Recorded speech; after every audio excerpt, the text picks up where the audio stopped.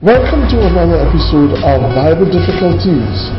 This is a 3 to 5 minutes weekly video podcast.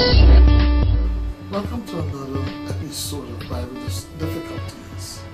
Today, here's a question. How could Christ be God on earth when he emptied himself? This is a question critics may ask. With respect to Philippians chapter 2 verses 5 through 7, the Apostle Paul writes, "Have this mind among yourselves, which is yours in Christ Jesus, who, though he was in the form of God, did not count equality with God a thing to be grasped, but made himself nothing, or emptied himself, taking the form of a servant, being born in the likeness of men."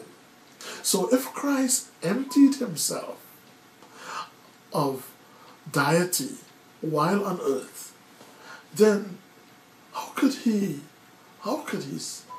be still God?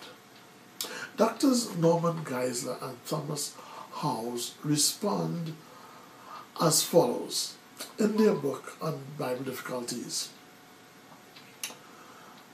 The authors said, the problem is that Paul seems to say in this scripture that Jesus emptied himself of his deity or equality with God, verses 6 and 7, becoming a man, verse 8. But elsewhere Jesus claimed to be God on earth in John chapter 8 verse 58 and John chapter 20 verse 28. But how could Jesus be God while on earth if he left his deity aside to become man? Let us look at these claims for Jesus' deity elsewhere. First, in John 8:58, the Bible says, Jesus said to them, "Truly, truly, I say to you, before Abraham was, I am."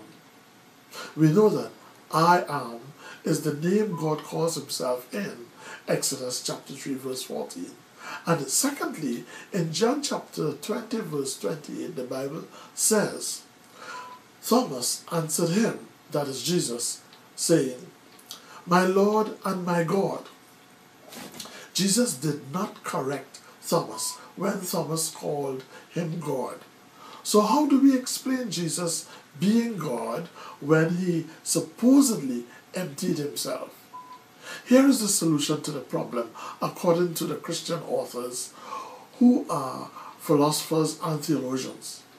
Geisler and Howe wrote, Jesus did not cease or stopped being God while on earth. Rather, in addition to being God, he also became man. His incarnation was not the subtraction of deity, but the addition of humanity. First, it does not say Christ gave up or emptied himself of his deity, but merely of his rights as deity, assuming the form of a servant in verse 7, so as to be an example for us. Verse 5. Geisler and Howe continue to say, second, the text declares that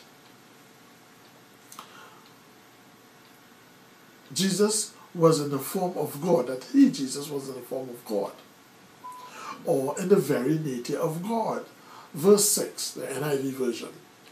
Just as the form of a servant, verse 7, is a servant by nature, so the form of God, verse 6, is God by nature.